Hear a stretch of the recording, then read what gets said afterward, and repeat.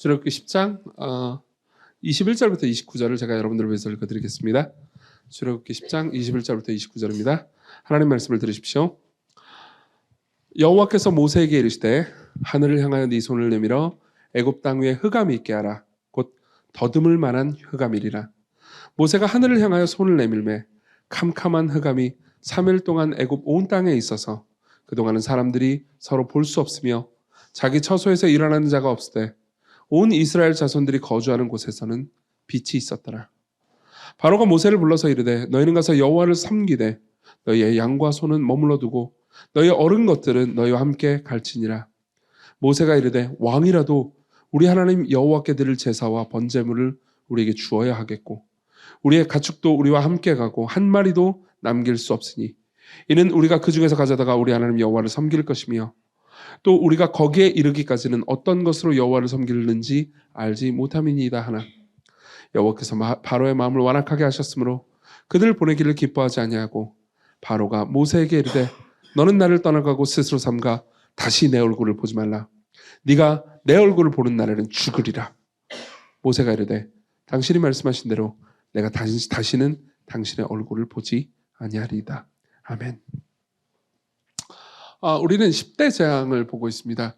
10대 재앙은 이제 이 이스라엘 백성들이 이집트에서 탈출하기 전, 우리 출애굽이라고 부르죠. 이 탈출하기 전에 있었던 하나님께서 이집트 전역에 내리셨던 10가지 재앙의 이야기죠. 이 10대 재앙은 여러 가지 이 메시지를 가지고 있습니다. 그리고 그 메시지를 이제 우리가 파악하기 위해서는 모든 재앙 한 개 한 개를 다 보기보다는 전체 메시지를 다 이렇게 아울러서 보는 것이 훨씬 더 현명하다는 생각이 들었습니다. 지난주에 이제 한번 지난주가 아니죠. 지난주에는 오로라 전사님께서 설교하셨고 지난주에 이제 창조가 어그러진 것이라서 이 모든 게 이제 하나님께서 만드신 창조 질서가 다 부서지고 있다. 이런 이야기를 했었고요. 오늘은 이제 무슨 얘기를 할 거냐면요. 오늘은 이 전체 이야기가 결국은 하나님께서 이 이집트의 여러 신들을 대항해서 승리하신 이야기다라는 이야기를 좀 해보겠습니다. 그리고 무엇보다 지금 현재, 그러니까 뭐 과거의 일뿐만 아니라 지금 현재 하나님께서 우리 가운데서 혹은 이 세상 가운데서 어떻게 일하시는지에 관한 이야기를 해보도록 하겠습니다. 그래서 저는요 전체 메시지를 통해서 첫 번째로는요 이 재앙의 목표가 무엇인지 말씀드리겠습니다. 하나님께서는 이 재앙을 통해서 어떤 분명한 목표를 가지고 계시거든요. 두 번째로는요. 이 재앙 가운데서 걸림돌이 있었습니다. 바로의 유혹이 있었는데요. 이 부분이 참 재미있습니다. 나중에 바로의 유혹 이야기를 좀 자세히 해보겠습니다. 그리고 마지막으로는요. 이제 하나님께서는 결국 승리하시는데 어떻게 승리하시는지 그리고 지금은 하나님께서 어떻게 승리하시는지를 얘기해드리도록 하겠습니다. 자, 먼저 이 재앙 전체의 목표를 좀 얘기해드리죠. 원래 이제 여러 번 얘기했지만요. 이 10개의 재앙은요. 바로가 던진 다음 질문으로부터 시작한 겁니다. 모세가 바로한테 가가지고 우리 백성들을 좀 광야로 보내주십시오. 우리가 광야로 가가지고 우리 하나님 여호와께 예배와 제사를 드리려고 합니다. 그러니까는 바로가 이렇게 이야기를 합니다. 바로가 이르되 5장 2절이에요. 여호와가 누구이길래 내가 그의 목소리를 듣고 이스라엘을 보내겠느냐. 나는 여호와를 알지 못하니 이스라엘을 보내지 아니하리라. 이 말을 요약해보자면 이렇습니다. 그러니까 나도 신이고 이집트의 바로 입장에서 자기도 신이죠. 나도 신이고 그리고 내가 알고 있는 신이 꽤 있거든. 이 태양신 레를 비롯해서 수많은 신들이 있는데 그 신들 중에서 난 여호와라는 신은 들어본 적이 없는 걸. 그건 어느 이방 잡신이냐 이렇게 물어보는 거죠. 그리고 특히나 이제 이집트의 왕 입장에서 기분 나빴을 만한 거는 뭐냐면은 나는 종주국이란 말이에요. 제국이에요. 제국의 왕이란 말이에요. 근데 니들은 우리의 노예잖아요. 그러면 니들이 섬기는 신, 노예의 신이 뭐 어떤 존재인지 모르겠지만 그 신이 뭐 이름이 여호와고 뭐 나 말 그것까지는 모르겠고 왜 내가 니들 신의 말을 들어야 하느냐? 이게 이제 질문인 거죠. 사실은 이 질문은 꼭 과거에만 있었던 질문은 아닙니다. 뭐 옛날에 제가 많이 들었던 질문이기도 해요. 그러니까 제가 어렸을 때 기독교인이 되겠다고 이제 부모님한테 그리고 주변 좀 약간 어른들한테 이야기를 했을 때 특별히 이제 할아버지가 그 얘기를 하셨어요. 저한테 왜 네가 서양 종교의 신을 믿어야 하느냐. 그래서 사실 이제 기독교는 전 세계 종교가 됐기 때문에 서양 종교라고 말할 수도 없어요. 사실 서양보다 동양이 훨씬 더 많이 믿습니다. 모르셨죠? 그리고 남미하고 남반구의 기독교 인구가 북반구의 기독교 인구보다 더 많아요. 이미 그렇게 추월한 지 오래됐습니다. 그렇게 말하기 좀 어렵긴 하지만 대부분의 사람들이 서양 종교라고 생각한단 말이에요. 그리고 뭐 꼭 이런 식으로 말하지 않더라도 지금 현대에 살아가는 사람들은 이렇게 얘기합니다. 아니, 나는 내 삶이 있고 내 세계관이 있고 그리고 내 삶에서 중요한 것들이 있는데 나는 그냥 꼭 종교를 믿을 생각이 없다. 그럼 네가 종교를 믿는다. 그럼 너는 믿어라. 근데 왜 네 종교를 나한테 강요하니? 이렇게 이야기를 하는 거죠. 그리고 어떤 절대 진리가 있다고 누가 그러든 이렇게 생각하면은 사실은 바로가 던진 질문과 똑같은 질문을 던지고 있는 셈입니다. 과연 이 여호와라는 신이 네가 믿고 네가 섬기고 네가 좋아가지고 이렇게 뭐 예배도 드리고 찬양도 하고 그러면은 뭐 그건 내가 말릴 생각이 없다만 왜 나까지 그 신을 따라야 하느냐라는 질문인 거죠. 그리고 바로의 이 질문에 대해서 하나님께서는 그래? 근데 그게 아니고 내가 그러니까 이스라엘뿐만 아니라 이집트 전역 그리고 모든 사람들의 주가 됨을 보여주겠다. 내가 니들도 지었다라는 것을 보여주기 위한 여러 가지 이야기들이 10가지 재앙이에요. 사람들은 이렇게 생각합니다. 이 10가지 재앙이 굉장히 끔찍하기 때문에 뭐 강이 뭐 피가 되고 그 이후에 수많은 뭐 들짐승들이 나와가지고 막 국가 전체를 괴롭히니까 이거 하나님이 너무 잔혹했다라고 느끼기 쉽지만은 여기 나오는 10가지 모든 재앙들은요 전부 다 이집트에서 신으로 섬기는 것들입니다. 그러니까 이집트는 다 파리 신이 있고 나일강의 신이 있고 이 신이 있고 그랬어요. 이라고 번역된 단어는 정확히 이인지는 모릅니다. 요즘 전 세계가 이 때문에 난리죠. 우리나라도 이가 생겨가지고 그 빈대 생겨가지고 요즘 난리던데 아마 모기에 가까울 겁니다. 근데 모기가 더 싫잖아요. 모기는 날아다니고 그만할게요. 하여튼 그렇습니다. 그리고 전체 이야기는 뭐냐면은 이제 이런 거죠. 이야기가 다 끝날 때쯤 이제 하나님께서 그러니까 이집트 사람들과 이스라엘 사람들의 입에서 결국 나오기를 기대하는 대답은 뭐냐면은 여호와 하나님은 이스라엘의 부족신이 아니고 온 땅의 주님이시군요. 라는 말을 나오기를 기대하는 거죠. 그리고 이 전체 말이 나올 때까지 여러 가지 재앙들이 있는 것이 바로 10가지 재앙의 이야기입니다. 여기는 2가지 패턴이 있습니다. 하나는 뭐냐면은 이 재앙은요, 우상이 구원하는 능력이 없음을 보여주는 방식으로 진행됩니다. 예컨대 첫 번째 재앙인 피 재앙을 한번 생각해보죠. 나일강이 피가 됐습니다. 근데 거기에 대해서 얘기할 때 이런 표현이 있습니다. 7장 19절입니다. 읽어드릴게요. 여호와께서 또 모세에게 이르되 아론에게 명령하기를 네 지팡이를 잡고 네 팔을 애굽의 물들과 강들과 운하와 못과 모든 호수 위에 내밀라 하라. 그죠? 지팡이를 잡고 내밀었습니다. 그러니까 그것들이 피가 되리니 그다음 뭐라고 돼 있냐면 애굽 온 땅과 나무 그릇과 돌 그릇 안에 모두 피가 있으리라 이렇게 표현해요. 그러니까 나일강만 피가 되는 게 아니고 나무 그릇과 돌 그릇에도 피가 적셔진다고 말합니다. 근데 나무 그릇과 돌 그릇이 여기서 왜 나오지 싶을 수 있는데요. 나무 그릇과 돌 그릇은 당시에 그들이 만들었던 우상들, 신들을 의미합니다. 그러니까 그 신들을 닦을 때 물로 닦아야 되잖아요. 나일강 물로 닦았단 말이에요. 근데 얘가 다 피가 돼가지고 어떻게 되죠? 그러니까 닦을 때 전부 다 피범벅이 된 거예요. 그거는 당시의 우상들을 향한 공격이었던 거죠. 그러니까 하나님께서 이렇게 얘기한 겁니다. 너희들이 섬기고 있는 이 돌과 나무로 만든 이 모든 신들이 사실은 진짜 신이 아니고 내가 이 모든 것들을 만들었단다 라고 이야기를 해주는 겁니다. 8장 18절에 보면요 이런 표현도 있습니다. 예컨대 요술사들이 비슷한 기적을 계속해서 행하거든요. 근데 이 재앙으로 왔을 때는 이런 이야기가 나옵니다. 요술사들도 자기 요술로 그같이 행하여 이를 생기게 하려 했으나 못하였고 이가 사람과 가축에게 생긴지라 이렇게 표현을 합니다. 그 말은 무슨 말이냐면 그러니까 이 세상의 능력, 당시의 요술사들의 능력이라는 것은 첨단 과학이라고 보시면 됩니다. 그러니까 첨단 과학으로 할 수 있는 최선의 노력을 해봐도 이 일을 이제 처리할 수 없고 해결할 수 없는 데까지 왔다라는 거죠. 그러니까 요 전체 이 10개의 재앙 메시지의 핵심은요 이런 겁니다. 그러니까 우리가 일반적으로 알고 있는 우상들 있잖아요. 그 우상들이 아무런 힘도 능력도 없고 하나님의 권능과 능력 안에서 초라한 것들일 뿐이다 라고 말하는 걸로 진행되고 있습니다. 그리고 두 번째 이제 패턴은요. 하나는 이제 또 이 패턴으로 계속 반복되고요. 또 하나의 패턴은요 이겁니다. 많은 재앙에 의해서 하나님의 백성들은 보호를 받는다는 거죠. 초반에 나일강이 피가 되는 재앙을 당했을 때 하나님의 백성들은 그때는 같이 고통을 당합니다. 예. 근데 이후의 재앙부터는요. 이스라엘 백성들은 거기서 보호를 받아요. 예컨대 8장 22절에 보면요. 이런 말씀이 있습니다. 그날에 나는 내 백성이 거주하는 고센 땅을 구별하여 그곳에는 파리가 없게 하리니 이로 말미암아 이 땅에서 내가 여호와인 줄을 내가 알게 될 것이나. 그러니까 그 땅에 파리가 없었어요. 우리가 읽은 아까 처음 읽은 본문 있잖아요. 이 본문도 23절에 보면요. 읽어드릴게요. 그동안은 사람들이 서로 볼 수 없었으며 그러니까 흑암의 재앙이 있었죠.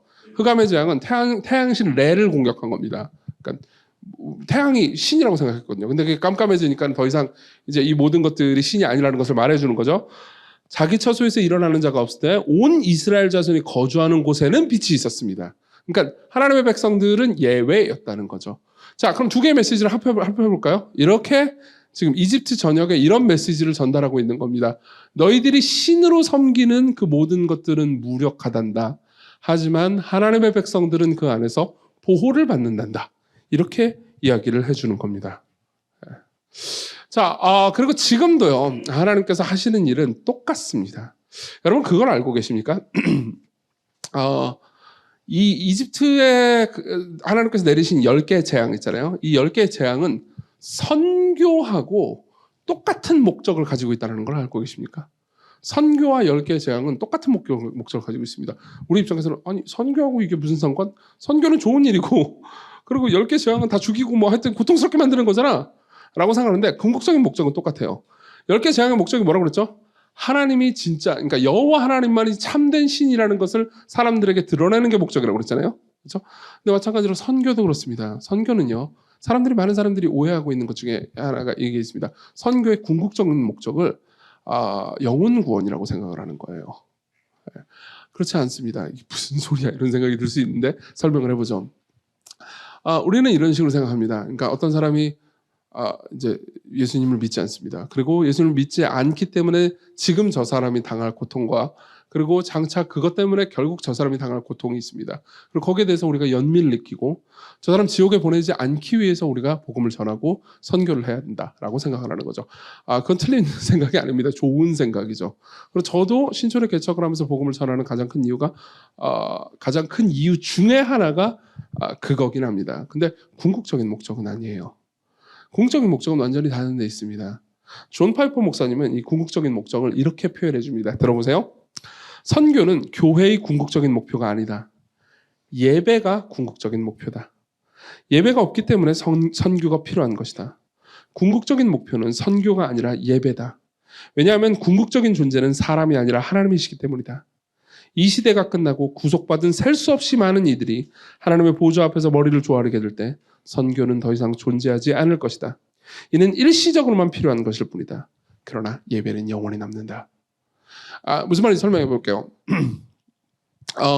아까도 말씀드렸듯이 사람들은 영혼 구원이 선교의 가장 중요한 목표인 것처럼 보이지만 선교를 하는 사람의 가장 큰 목표는 이겁니다. 그러니까 저기 신앙이 없는 사람들이 있습니다. 예수 그리스도를 믿지 않는 사람들이 있어요. 그리고 저 사람들은요. 예수 그리스도를 믿지 않고 다른 무언가를 믿고 있습니다. 저는 무신론자인데요. 상관없습니다. 무신론자라 하더라도 다른 어떤 우상을 그러니까 눈에 보이는 우상을 섬기면서 그것이 자신의 최종 목적이고 최종 삶의 이유라는 식으로 생각을 합니다. 예컨대 돈 같은 것들을 그렇게 섬기면서 살아갑니다. 그리고 그곳에서는 마땅히 영광과 예배를 받으셔야 되는 하나님이 예배와 영광을 받지 못하고 계세요. 그러면 선교자의 안에는 이런 마음이 듭니다. 하나님은 정말 높으신 분이잖아. 그분은 온 땅 위에 영광을 받기 합당한 분이야. 다른 모든 종교는 나는 다른 종교를 믿는 사람들을 비판하거나 막 정죄하거나 비난할 생각은 없지만 다른 종교를 가지고 있는 사람들이 믿고 있는 것은 다 헛것이잖아. 모든 세계를 만드신 분은 하나님밖에 없다고. 성경이 말하는 삼위일체 하나님밖에 없다고. 그분이 예배를 받아 마땅한데 저기 있는 저 사람들은 그분을 예배하고 있지 않아. 저겐 예배가 없군. 그래서 나는 예수 그리스도를 전해야 되겠어. 그리고 그들이 예수 그리스도를 믿고 내가 사랑하는 예수님을 저들도 예배했으면 좋겠어. 이게 선교를 하는 사람의 궁극적인 목표라는 거죠. 자, 10개의 재앙이 벌어지는 목표도 똑같습니다. 바로는 그리고 이집트 사람들은 여호와를요. 그냥 노예 국가의 잡신 정도로만 생각합니다. 근데 이 여호와 하나님이요. 노예 국가의 잡신이 아니고 온 세상을 만드신 창조주 하나님이시고 온 세상을 지금도 다스리고 계신 분이라는 것을 이해시키는 과정이, 그리고 이집트 백성들뿐만 아니라 이스라엘 백성들도 그걸 제대로 이해하지 못하고 있었거든요. 우리가 섬기는 신은 여호와긴 하지만 여호와가 그렇게까지 강한 존재라고 생각하지 못하고 있었어요. 그러니까 이스라엘 백성들과 이집트 사람들 모두가 오직 하나님만이 참된 신이라는 것을 이해하는 과정이 10개의 재앙이었다는 거죠. 그리고 아까 말씀드렸듯이요, 선교도 똑같습니다. 복음 전도를 하면 제가 느끼는 것들 중에 하나는 이런 겁니다. 복음을 전하잖아요. 그럼 복음을 전하면은 이제 종종 하나님의 은혜로, 종종이 아니죠. 저는 요즘은 이제 자주 보고 있는 것 때문에 굉장히 감사한데요. 그러니까 하나님의 은혜로 기독교 신앙이 없는 사람이 기독교 신앙을 가지게 되거나, 혹은 기독교 신앙을 거의 희미하게 가지고 있던 사람들이 이제 하나님을 인식하기 시작하는 일들이 일어납니다. 이것은 굉장히 놀라운 기쁨이죠. 근데 이 놀라운 기쁨 가운데서 제가 느끼는 거는요, 복음을 전하는 제 입장에서요, 그러니까 당연하다고 생각했던 것을 재확인하는 일들이 일어난다는 겁니다. 그러니까 이런 거죠. 뭐 요즘 우리 신촌 캠퍼스의 이야기를 좀 해도 괜찮을 것 같습니다. 뭐 여기 이제 신촌 캠에 소속된 분들 같은 경우에는 이제 감사하게도 자주 확인하듯이 저로서는 되게 놀라운 일들이 일어나고 있습니다. 솔직히 이런 말 해도 좀 그렇긴 하지만 여기 뭐 볼 게 있습니까? 그렇죠? 우리는 신촌역에서 가깝다라는 것 말고 내세울 게 아무것도 없습니다. 그렇죠? 이 공간은 울리고요. 그리고 지나치게 좁고요. 그리고 마이크는 뭔가 하자가 있는 듯하고요. 지난주 예배 설교 들어보니까 마이크가 꺼졌다 하더라고요. 그리고 뭐 우리가 뭐 이렇게 대단한 사람들도 없습니다. 물론 여러분들은 대단하시죠. 그러나 그렇게 대단한 사람들도 없습니다. 그렇죠? 그리고 사실 솔직히 말해봅시다. 우리가 뭐 딱히, 그러니까 다른 교회보다 기도를 더 많이 했습니까? 착한 사람들이 모였습니까?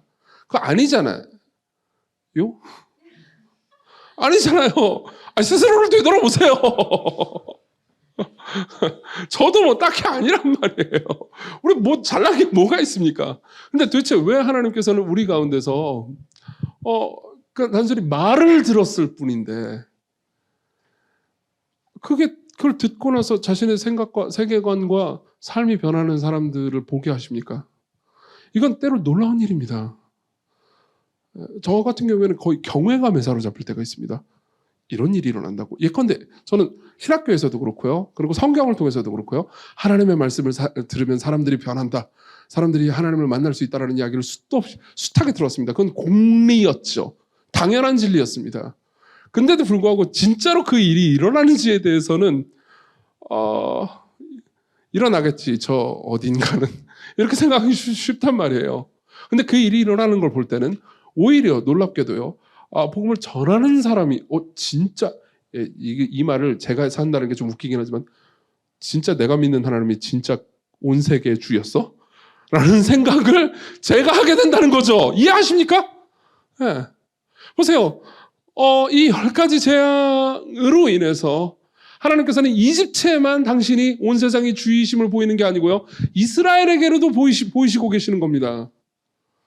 그리고요, 우리가 지금 하나님이 정말로 살아계시고 모든 우상이 헛것이라는 것을요, 여러분들이 삶을 통해서 경험하게 되잖아요. 그러면 여러분들은 진짜로 하나님이 살아계신 분이고 온 세상을 통치하는 분이라는 것을 더 분명하게 알아가게 됩니다. 예컨대 이런 겁니다. 예를 하나 더 들어드리겠습니다. 이제 제가 아는 뭐 어떤 자매가 있습니다. 이 자매가 우리 교회 교인이에요. 이분의 합법적인 허락을 받고 인용을 합니다. 우리 교회 교인이 이제 뭐 어떻게 하다가 친구를 만났대요. 친구를 만나가지고 이제 뭐 이런저런 이야기를 하다가 이 자매가 뭐 이렇게 막 전도 열정 없어요. 그런 거 없는, 그냥 나는 그냥 내 삶은 해피하고 대충 살자 이런 스타일이에요. 근데 이 자매가 오랜만에 친구를 만나가지고 이야기를 하는데, 이 친구가 미래에 대한 걱정, 돈 걱정을 하더래요. 그래서 돈 없어가지고 죽을 것 같고, 근데 이제 돈도 좀 잘 버는 친구인데도 불구하고 돈 걱정을 계속 한대요.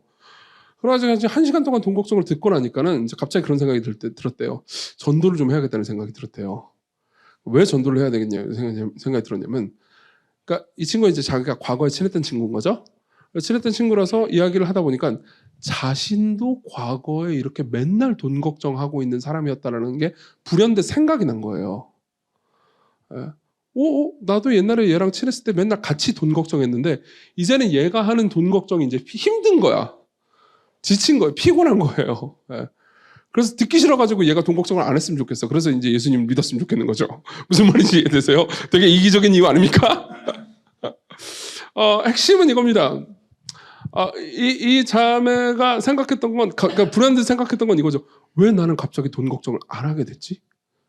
나는 정말 그러니까 돈 하는 애였는데 사실 그렇게 지금 딱히 돈 잘 버는 것도 아니고 미래를 생각해 보면 미래가 모든 게 불투명하기만 한데 그렇다고 그래가지고 내가 또 뭐 그냥 시건교에서 신앙생활 겁내 빡세게 잘하는 것도 아니고 약간 내가 생각할 때는 좀 약간 불량감자 같은 느낌, 불량감자라고 아세요?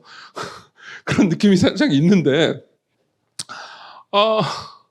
왜 갑자기 나는 돈 걱정을 그렇게 안 하게 됐지? 그러니까 생각해보니까 다른 이유가 없는 거예요. 하나님께서 내 삶을 돌보고 계시다라는 것을 어느 순간은 정말로 믿고 있는 사실을 알게 된 거죠. 그리고 생각하게 됩니다. 진짜로 나는 하나님이 온 세상의 주인이라는 것을 믿고 있구나. 그러니까 이게 자기의 자랑도 아닌 거죠. 어느 순간 믿게 됐습니다. 그리고 우상이 나를 다른 예컨대 돈 같은 우상이 나를 진짜로 지켜주는 것이 아니었구나라는 것을 깨닫게 되는 거죠. 그리고 하나님의 백성들은요,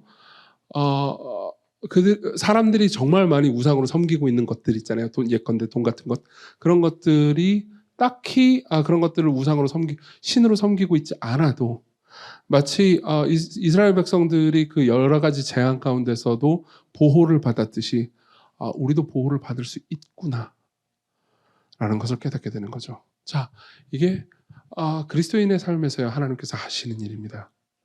여러분들이 그리스도인이든 그리스도인이 아니든 상관없습니다. 이 지점 앞에서 여러분들은 서실 필요가 있습니다. 여러분들이 그리스도인이라 하더라도요, 우리는 종종 그러니까 진짜로 하나님이 기독교인들만의 부족신이 아니고요, 온 땅을 통치하고 다스리는 하나님이라는 것을 믿고 계십니까? 우리는 종종 그것을 잊어버립니다. 그리고 하나님께서는요, 여러분들의 삶에서요, 말씀으로든 어떤 삶의 어떤 여러 가지 고통이든 관계든 뭐든 간에 하나님의 백성들한테 계속해서 이것을 깨닫게 해주십니다. 내가 진짜 신이다. 다른 모든 우상들은 헛것이란다. 그리고 내가 그 모든 것들을 통치하고 있으니까 사람들이 우상으로 절대시화하면서 섬기고 있는 것들을 너희들이 가지고 있지 않다 하더라도 너희들의 삶에는 부족함이 없을 거란다. 이게 레슨입니다. 그리고 이게 재앙의 목적이고요. 하나님께서 지금도 일하시고 있는 방식을 설명해 주죠. 두 번째로 넘어가죠. 두 번째는요. 순종의 걸림돌입니다. 유혹 이야기를 해보죠. 자, 이 과정 중에서 이스라엘 백성들은요, 아까 말씀드렸듯이 계속해서 하나님을 신뢰했어야만 했습니다. 자, 여러분들이 이 이야기를 이스라엘 백성들 입장으로 한번 돌아가보죠. 자, 일단은 모세는 굉장히 많이 변했습니다. 출애굽기를 우리 초반부터 들으신 분이라면요, 모세가 얼마나 땡깡 부리는 징징이었는지를 기억하실 거고요. 그리고 그 가운데서 얼마나 이 10대 재앙 이야기를 보잖아요. 모세가 군말 없이 순종하는지를 보여줍니다. 근데 이제 일단은 여기까지는 좋습니다. 모세가 군말 없이 순종하는 것은 괜찮지만 이후의 이야기를 보면요, 이스라엘 백성들은 별로 군말 없이 순종하지 않습니다. 근데 생각해보세요. 우리가 그러니까 군말 없이 순종하는 모세한테 감정이입을 한다기보다 여러분들이 우리가 원래 그렇듯 믿음이 좀 적은 이스라엘 백성들과 하고 우리 감정이입을 한번 해보자고요. 자, 보세요. 모세가 나타났습니다. 그리고 갑자기 이렇게 얘기합니다. 자, 너희들은 여호와만 섬겨야 된다. 나는 여호와를 불 가운데 만났고 어쨌든 여호와께서는 너희들을 돌보신다. 그러니까는 다른 우상들을 섬기지 말고 이집트에서 모든 백성들을 섬기는 다른 신들을 섬기지 말고 오직 하나님만 섬기렴, 이런 이야기를 합니다. 말이 되는 이야기죠. 좋은 이야기입니다. 그렇죠? 그런데 계속해서 내가 하나님만 섬긴다는 이유만으로 내 삶이 불리해지기 시작합니다. 그렇죠? 이집트의 바로가 말합니다. 야, 일 더 해. 그러면서 우리를 막 괴롭히고 있어요. 그리고 우리가 섬기고 있는 우상, 예컨대 아까 얘기했던 우리 이해하기 쉽게 돈이라고 합시다. 돈을 내가 섬기고 있지 않는 것 때문에 삶이 불안해지기 시작합니다. 그런 상황에서 재앙들이 막 일어납니다. 자, 그럼 생각해보세요. 여러분들이 이집트에 있는 이스라엘 백성들이라고 생각해 보십시오. 그럼 그 재앙이 일어날 때, 우와, 기분 좋으면서, 와, 할렐루야, 하나님께서 일하시는구나. 흑암이 일어났어. 이가, 파리가, 아싸, 이럴까요? 뭐 그런 사람도 있긴 했을 거예요.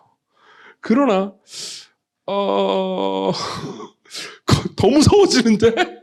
이런 생각을 안 했을까요? 그렇죠.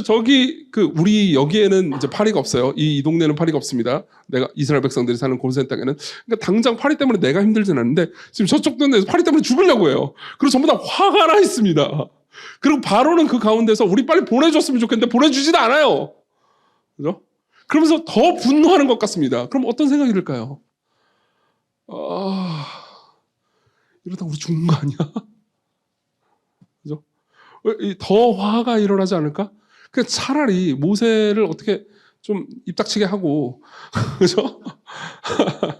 그러고 나서 우리가 가서, 그러지 말고 우리 여호와 말고 지금 당신이 섬기는 신을 함께 똑같이 섬기겠나이다. 이러는 게 더 낫지 않을까라는 생각이 들 겁니다. 안 들 수 없습니다. 그렇죠. 사실은 우리도 그런 생각이 들죠. 그러니까 이제 보세요. 하나님만 섬기고 하나님께서 여러분들을 돌보고 계시고 여러분들이 이 세상에서 꼭 가지고 필요하다고 하는 것들을 지금 가지지 못해도 괜찮고 하나님이 여러분들의 전부가 되시고 재산이 되십니다라는 말을 들을 때는 괜찮죠. 그렇죠? 예배 시간에 그거 들을 때는 괜찮습니다. 그러고 나서 분명히 여러분들의 삶에서는요. 어느 날 홀로 있을 때 내가 가스라이팅 당했을지도 모른다라는 뭐라고 해야 될까요? 네, 고개를 끄덕이시는 분들이 많아서 감사합니다. 이게 감사한 건지 아닌 건지 모르겠지만 어쨌든 야 이거 시광교회 가서 가스라이팅 당하다가 내 인생 망하는 거 아니야? 라는 생각이 들죠. 왜 안 들겠습니까? 뭐 예컨대 이런 거죠. 제가 몇 주간 제일 많이 들었던 항의는 여러분 항상 저는 설교를 들으면 항의를 듣는답니다. 보세요. 아무래도 제가 주일날 요셉 설교를 하잖아요. 요셉 설교를 하면은 제가 막 그렇게 노골적으로 얘기하지 않아도 다 알아서들 그러니까 화해하고 용서하라는 소린가? 라는 생각을 한단 말이에요. 근데 생각해보세요. 용서는요. 희생하는 일이란 말이에요. 그렇죠? 내가 저 사람을 용서하려면 내가 희생해야 돼. 내 감정을 죽이고 내가 손해본 것을 저 사람에게 떠넘기지 않기로 해야 된단 말이에요. 어려운 일이에요, 이건. 그리고 나서 저한테 항상 사람들이 하는 질문은 똑같습니다. 그렇게 희생해서 나만 바보 되면 어떻게 하는데요? 나만 바보 되면 어떻게 해요? 그런 질문들을 계속 하는 거죠. 그러니까 이 질문은요, 바꿔서 얘기하자면 이런 질문과도 같습니다. 정말로 하나님 말씀을 들어도 됩니까? 정말로 하나님 한 분만으로 충분한 겁니까? 이런 질문인 겁니다. 이 험한 세상, 하나님만 믿고 어떻게 삽니까? 공감이 되시죠? 아닌가요? 자, 그 상황에서요, 바로는요, 한마디씩 모세와 이스라엘 백성들이 들으면 환장할 만한 말들을 합니다. 네 마디 말을 해요. 이 네 마디 말은 너무 중요합니다. 바로는요, 파리재앙이 끝나고 나서요, 이제 이스라엘 백성들을 보내주십시오. 모세가 얘기를 합니다. 그러니까는 이제 바로가 어떻게 하냐면, 가. 근데, 제사지내. 그래요. 근데, 그 다음 뭐라고 그러냐면은, 8장 25절에 이렇게 얘기합니다. 근데, 너희는 가서 광야까지 갈 건 없잖아. 예배는 드려. 괜찮아. 예배는 드리는데, 광야까지 왜 가? 이 땅에서 제사를 드리라고 말합니다. 이게 바로의 첫 번째 유혹이에요. 아니, 니들이 예배 드리는 거 내가 막지는 않을게. 막 하라고. 일 더 이상 안 시킬게. 괜찮아. 근데 여기서 해. 너무 멀리, 그 광야까지는 가지 마. 왜 그랬을까요? 물론 바로 입장에서는 여기 있는 모든 노예들을 다 잃어버릴까봐 두려워가지고 한 말이겠죠. 근데 그게 역으로 한번 듣는 이스라엘 백성들 입장에서 생각을 해보자고요. 목표는 뭐예요? 예배죠. 그렇죠? 예배를 드리래. 예배 안 드리는 거 아니 그냥 제사 지내래요. 근데 굳이 그 더운 사막에 가서 꼭 해야 되겠냐고요. 근데 저 모세는 굳이 저 사막을 가야 된대. 왜 그럴까요? 완전히 구별된 삶, 완전히 해방된 삶을 위해서 하나님께서 주시는 새로운 가나안 땅을 위해서 완전히 구별된 민족을 형성하기 위해서 그렇게 된 거잖아요. 그렇게 한 거잖아요. 근데 이스라엘 백성들 입장에서 꼭 거기까지 가야 되느냐라는 질문을 할 수 있죠. 상당히 재미있는 유혹이었을 겁니다. 그렇죠? 그리고 사실 솔직히 여러분들의 삶도 마찬가지겠죠. 왜 안 그렇겠습니까? 아니 이제 뭐 개인적으로 기도하면 되지 뭐. 개인적으로 기도하고 성경 읽고 하나님 버리는 거 아니잖아. 왜 꼭 굳이 그 교회까지 가가지고 그렇게 삶을 다 해야 되니? 라는 생각을 여러분들이 안 해보셨다면요, 여러분들은 저보다 신앙이 좋은 분입니다. 그죠? 자, 두 번째 유혹은 겁니다. 이제 그 다음 또 재앙이 몇 번 있는 다음에 바로는요 이렇게 얘기합니다. 너희 하나님 여호와께서, 이거 바로 다음 얘기네요. 8장 28절에 보면요, 너희 하나님 여호와께서 광야에서 제사를 드릴 것이나, 여호와께 광야에서 제사를 드릴 것이나 너무 멀리는 가지 말라라고 말합니다. 그러니까 이제 모세한테 얘기해요. 여기서 해. 그러니까 모세가 안 된다고 말합니다. 그러니까 그 다음에 이제 타협책으로 나온 게 그럼 너무 멀리는 가지 마. 이렇게 얘기하는 거죠. 그러니까 여기서 해. 근데 너무 그다음 안 먹겠니까 너무 멀리는 가지 마. 사실 이 말도 되게 재밌지 않습니까? 기독교인이 되고 나서 여러분들 주변에 여러분들이 기독교인이 됐다라는 것을 다른 사람들에게 밝히잖아요. 뭐 이런 말을 들어본 적도 있을 건데, 혹은 기독교인으로서 신앙을 가지고 있다가 가지고 있었는데 이제 신앙생활을 거의 안 하다가 공동체에서 격리된 삶을 살다가 이제 공동체 안으로 좀 들어옵니다. 그럼 여러분들이 주변에서 들을 말들이라는 건 이런 말들도 분명히 들어볼 겁니다. 그러니까 뭐 신앙을 가지는 거야 뭐가 문제겠어. 근데 중용을 지켜야 되지 않겠어? 너무 믿지는 마. 들어본 적 없습니까? 아니 누가 여러분들에게 말하지 않더라도 스스로도 말해본 적이 있을걸요? 너무 믿으면 왠지 광신자가 될 것 같잖아요. 그렇죠? 바로 세 번째 유혹도 말씀드리죠. 10장 11절에 나오는데요. 이것도 되게 재밌습니다. 10장 11절, 너희와 너희 어린아이들을 보내지 말라는 이야기를 합니다. 그러면서 10장 11절에 보면 그렇게 하면 너희에게는 나쁜 것이니라. 그렇게 하지 말고 너희 장정만 가서 여호와를 섬겨라. 이것도 간단하죠. 알겠다. 예배 드려. 가. 멀리 가도 괜찮아. 갔다 오는데 애들은 두고 가. 그러는 거죠. 애들은 두고 가라. 아마 이제 바로 입장에서는 그러니까 이 애들이라도 남겨놔가지고 얘네들이 다 탈출해버리면 애들이라도 남겨놔가지고 애들이라도 노예로 써먹으려고 했던 이제 파라오의 계산이었던 거겠죠. 근데 듣는 사람 입장에서 또 솔깃한 이야기가 되는 거예요. 그렇지. 그 애들 가가지고 제사해봤자 못 알아듣잖아. 그렇죠. 그거 아세요? 예배 때 애들은 설교를 전혀 못 알아들으니까 굳이 애들은 예배를 할 필요가 없어 라는 생각을 쉽게 할 수 있지 않습니까? 근데요, 저는 시간교회 유치부 초등부 사역자들한테 숱하게 이야기를 들었습니다. 무슨 소리야, 애들 다 알아들어요 라고 얘기를 엄청나게 많이 들었습니다. 알아들어요. 예.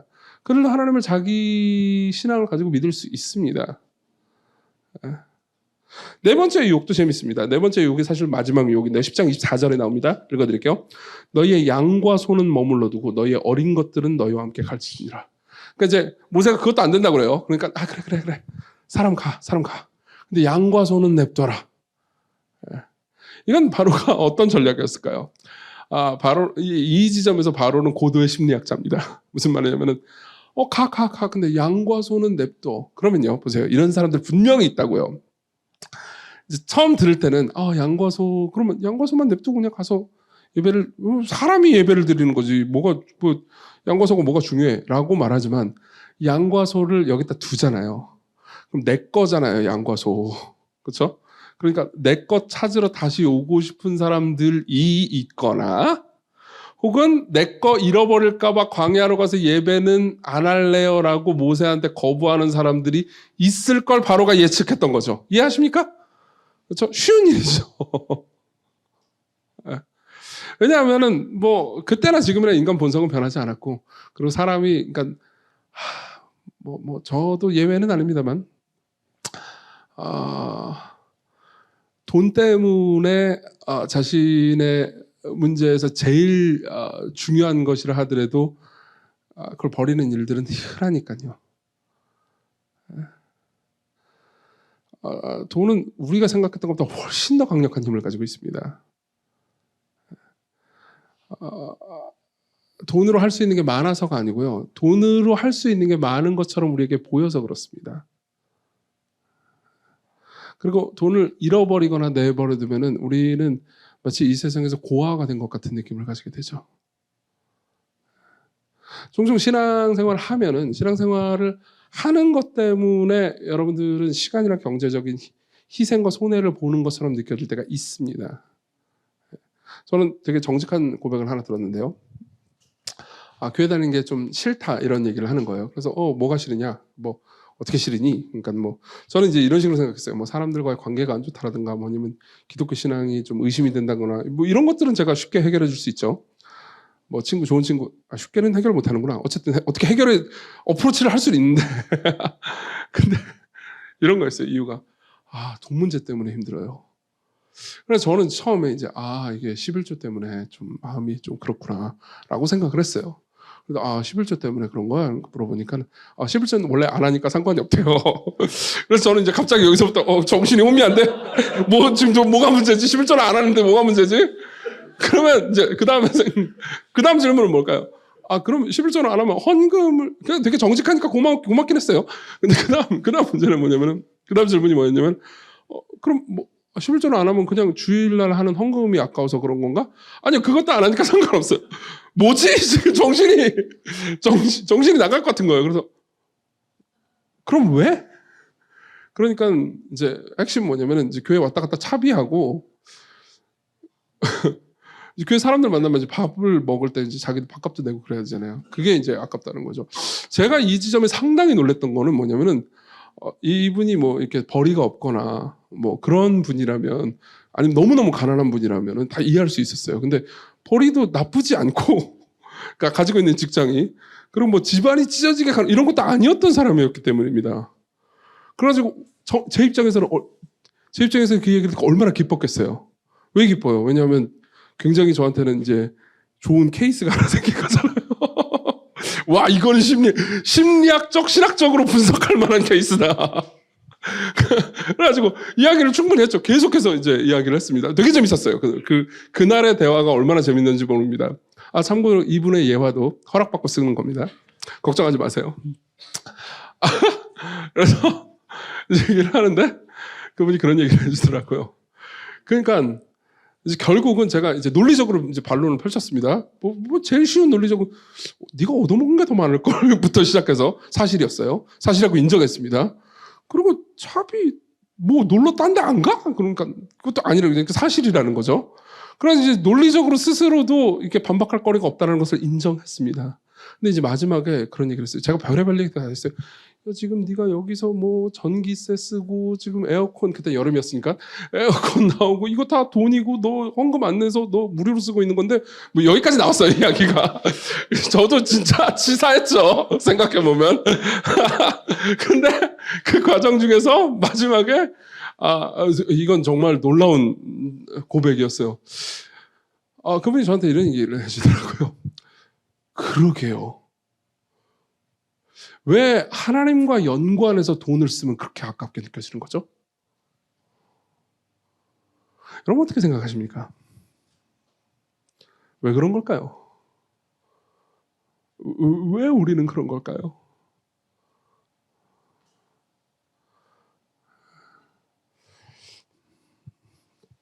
우리는요, 삶에서요, 철저하게 이용하기만 하면 되는 대상들을 가지고 있습니다. 그렇죠? 종종 철없을 때 여러분들이 부모님을 대하는 방식이죠. 예. 부모님이 여러분들의 삶을 막 이것저것 챙겨주는 거에 대해서는 너무나 당연하게 생각하는데, 그죠? 부모님이 명절 때 받았던 용돈을 슈킹하는 거에 대한 엄청난 분노가 우리 가운데는 있습니다. 그리고 우리는 그때를 철없는 시절로 기억하죠. 혹시 이게 철없이 아직도 철이 없다라고 생각이 안 느껴지시면 끝나고 잠깐 저랑 대화를 좀 나눴으면 좋겠어요. 여러분 좀 정신적으로 성장할 필요가 있거든요. 여긴 초딩이 없잖아요. 그죠? 예. 인간관계도 그럴 때가 있죠. 우리는 어떤 사람을 보면서요. 그 사람에 대해서 나는 저 사람은 철저히 이용만 해도 되는 사람이라고 뭐 스스로 자의식을 가지고 그렇게 생각하는 것도 아니에요. 그냥 그렇게 느끼죠. 그리고 그냥 이용해야 됩니다. 여러분 이 지점에서 하나님 입장에서 이 모든 것들을 관찰한다고 생각해 봅시다. 여러분들의 입장을 한번 바꿔보자고요.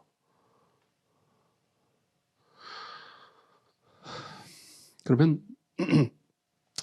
이런 백성들과 함께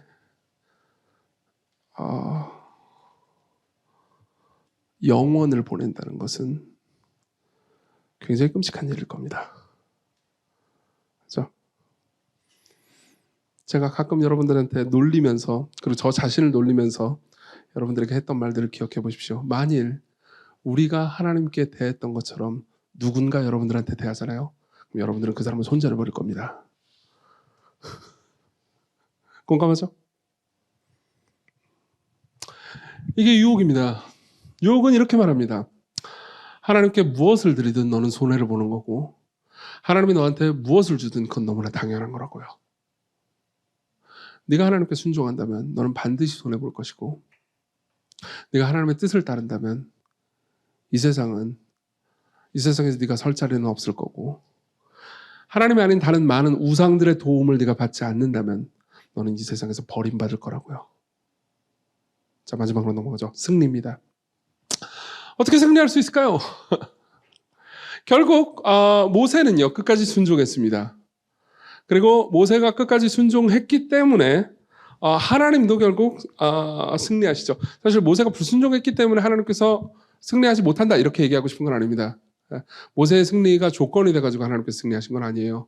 그렇지만 하나님께서는요 모세가 끝까지 순종할 수 있도록 인도하시면서 모세의 승리를 통해서 결국 승리해내십니다. 이스라엘 백성들은 결국 출애굽을 했고요. 그리고 이스라엘 백성들뿐만 아니라 바로의 입에서도 이런 말들이 나옵니다. 예컨대 9장 27절에 보면 이런 말씀이 있죠. 읽어드릴게요. 바로가 사람을 보내어 모세와 아론을 불러 그들에게 이르되 이번만은 내가 범죄하였노라. 여호와는 의로우시고 나와 내 백성은 악하도다. 바로가 이런 말을 했다고요. 그러니까 바로도요 서서히 알아가게 됩니다. 내가 잡신 취급했던 이 신이 내가 생각했던 것보다 훨씬 더 강하다는 걸 알게 되죠. 그리고 마지막에는요 심지어 이렇게까지 말합니다. 12장 32절 너희가 말한 대로 너희 양과 너희 소도 몰아가고 다 내려가 왜 다 가. 그리고 그 다음 뭐라고 그러냐면 나를 위해서 축복하라 하며 이 지점쯤 돼서는요 그러니까 바로도 나도 저 신의 힘을 좀 빌릴 수 있었으면 좋겠다라는 생각까지 들어간 겁니다. 자 바로와 그리고 이집트에 있는 백성들과 그리고 무엇보다 이스라엘 백성들이요 하나님의 능력을 경험하게 됐죠. 그분이 하시는 일로 하나님만이 참된 왕이시다라는 것을 경험하게 됐습니다. 좋죠? 이 이야기는 이렇게 해피엔딩으로 끝나는 듯 보였습니다. 그러나 그렇게 되지 않았습니다. 왜 그럴까요? 이유는 간단합니다. 이유예요. 보세요. 이유에 그렇게 되지 않아요. 일단은 바로는요. 이렇게까지 나를 축복해 주세요 라고 하고 나서 앉아있으니까 또 화가 납니다. 내가 저 엄청난 수의 노예들과 양과 가축들을 다 뺏겠다는 것에 대한 분노가 생깁니다. 그러니까 어떻게 할까요? 네, 군대를 보내죠. 다시 뺏어가려고요. 바로는요. 끝까지 반항하죠. 이스라엘 백성들은 하나님께서 참되고 사신 분, 오직 유일한 분이라는 것을 알았을까요? 확실히 알았을 겁니다. 이 10개의 재앙을 통해서요. 그럼 그 이후에 그것을 붙들고 삶을 살아갈 수 있었을까요? 아니요, 그러진 않았습니다. 그 이후에 계속해서요 이스라엘 백성들은요 하나님만이 여호와만이 유일하고 참되신 하나님이라는 사실을 10번의 재앙을 통해서 눈으로 보고서도 계속해서 다른 신들, 다른 우상들을 의지하기 시작하죠. 왜 그랬을까요? 왜 그랬을까요? 이 질문에 대한 답은요 이 출애굽기 내에서는 발견할 수가 없습니다. 더 긴 문맥, 더 넓은 문맥, 신약 성경의 이야기까지 가야 이것을 발견할 수 있습니다. 자, 출애굽기의 10개의 제왕 이야기를 간단하게 요약해보죠. 요약하자면 이렇습니다. 한 노예 소수 민족의 부족신이 인 줄 알았던 여호와가 당대 최강 제국을 대상으로 강력한 능력을 통해서 10개의 재앙을 통해서요. 진짜 신이 누구인지를 드러냄으로써 예배를 받는 이야기죠. 맞죠? 이게 10대 재앙의 이야기예요. 근데요, 이때, 이 10개의 재앙 때, 하나님께서 자신이 참신이라는 것을 드러내는 방법은요, 자신의 능력을 드러내는 거였습니다. 10개의 재앙을 통해서요. 다 때려 부수는 거죠. 폭력이었죠. 그렇죠? 물론 이건 불의한 것이 아니었습니다. 왜냐하면 이집트의 사람들이 하나님께 저질렀던, 그리고 서로에게 저질렀던 죄악은 가공할 만한 것이었고, 하나님께서는 거기에 대한 합당한 재판을 내리신 거기 때문에 하나님께서 잘못한 건 아니었죠. 그러나 하나님께서 그분의 가공할 만한 능력으로 자기의 힘을 입증하셨을 때 사람들은요, 지긴 했지만 항복하진 않았죠. 무슨 말인지 이해되십니까? 지긴 했어요. 그냥 지는 거랑 항복하는 건 다릅니다. 그죠?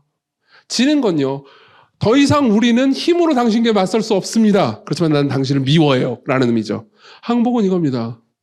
나는 변했습니다. 이제 나는 당신께 항복합니다. 내 삶을 드립니다.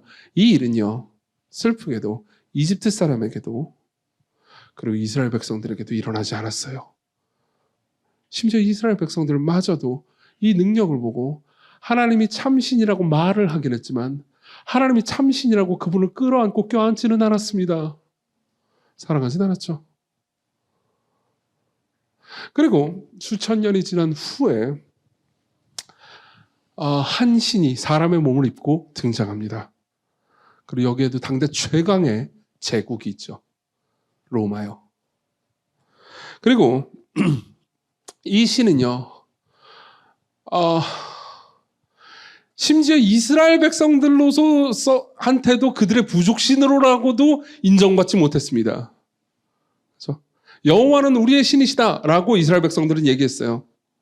그렇지만 예수 그리스도는요, 자기 백성들에게 왔는데 자기 백성들도 영접하지 않았습니다. 자기 백성들도 예수님을 영접하지 않았고, 그리고 당시의 최고 제국의 로마는요, 예수 그리스도를 그냥 뭐라고 해야 될까요? 이상한 종교 지도자쯤으로 생각했죠. 빌라도는요, 예수 그리스도가 죄가 없다는 것을 확실히 알았습니다. 그럼에도 불구하고 이게 무슨 위협적인 인물이라고 생각하지도 않았어요. 그냥 죽이는데, 그냥 내가 죽여도, 억울하게 죽인다 하더라도 별 상관없는 존재쯤으로 생각했습니다. 그리고 그분은요, 10대 재앙의 때와는 달리 너무나도 무력한 방식으로 자기 자신을 드러내셨죠. 그분의 능력이 강하다는 것은 충분히 입증했었습니다. 10대 재앙보다 훨씬 더 위대한 일들을 행하셨어요. 그분은 죽은 사람을 살리셨습니다. 뼈떡 5덩어리와 물고기 2마리로 5,000명을 먹이셨죠. 자연을 다스리셨습니다. 예수 그리스도께서 보이셨던 그분의 능력과 힘은요, 10개의 재앙 가운데서 보이셨던 하나님의 능력과 다를 것이 하나도 없었습니다. 똑같이 놀라운 일이었죠. 그렇지만 10대 재앙의 이야기와 달리 예수 그리스도는 무력하게 흑암으로 들어가셨습니다. 그분은 무력하게 폭력을 당하셨습니다. 그리고 그 결과는 어떻게 됐을까요? 그리스도의 죽음과 부활을 통해서 그분은 승리했고요. 그리고 그분은요, 하나님이 얼마나 강하신지만 입증한 게 아니고요, 하나님이 얼마나 아름답고 사랑스러운 분이신지, 하나님이 얼마나 자기 백성들을 사랑하시는 분이신지도 입증했죠. 그리고 그 예수 그리스도의 죽음과 부활의 영광을 본 사람들은요, 이제 단순히 힘이 없기 때문에 하나님 앞에 무릎을 꿇는 정도가 아니고 사랑과 기쁨으로 하나님께 무릎을 꿇을 수 있습니다. 당신은 강한 분이지만 나를 사랑하시는 분입니다. 당신은 모든 것들을 멸망시킬 수 있는 분이지만 자신의 아들을 내주시고 자신의 아들이 멸망당하는 걸 보셨습니다. 나를 사랑했고 나를 항복하기 위해서 나를 사셨습니다. 이렇게 말할 수 있는 거죠. 이게 그분이 승리하신 방법입니다. 10개 재앙에서 그분은 그분의 능력을 나타냈지만 십자가와 부활을 통해서 그분은요, 그분의 능력과 사랑을 나타내셨죠. 그리고 그 이야기를 듣는 이곳에서, 이 신촌에서요, 그리고 곳곳에서요, 예수 그리스도의 영광과 능력의 이야기를 듣는 사람들은 다른 우상들은 진짜 나에게 기쁨과 만족이 되지 않는구나. 그 우상들이 없어도 나는 살아갈 수 있구나. 그분은 강할 뿐만 아니라 나를 사랑하는 분이구나 라는 걸 깨닫게 되는 거죠. 자, 여러분들에게 묻고 싶습니다. 여러분들은 어떠십니까? 여러분들은 우상 없이 안심스러우십니까? 여러분들은 뭐 이집트의 신들을 섬기진 않겠지만 수많은 다른 우상들이 여러분들 주변에 있을 겁니다. 돈이나 여러 가지 다른 것들이요. 사람들의 인정도 그럴 수 있고요. 어느 정도의 지위도 우상이 될 수 있겠죠. 그리고 그 많은 것들 없이 여러분들은 불안에 떨지 않을 수 있겠습니까? 여러분들은 어떻게 생각하십니까? 자, 승리하신 구주를 바라보십시오. 그분은 이스라엘의 부족신이 아닙니다. 온 땅의 주예요. 강한 분입니다. 그러나 여러분들을 사랑하는 분이죠.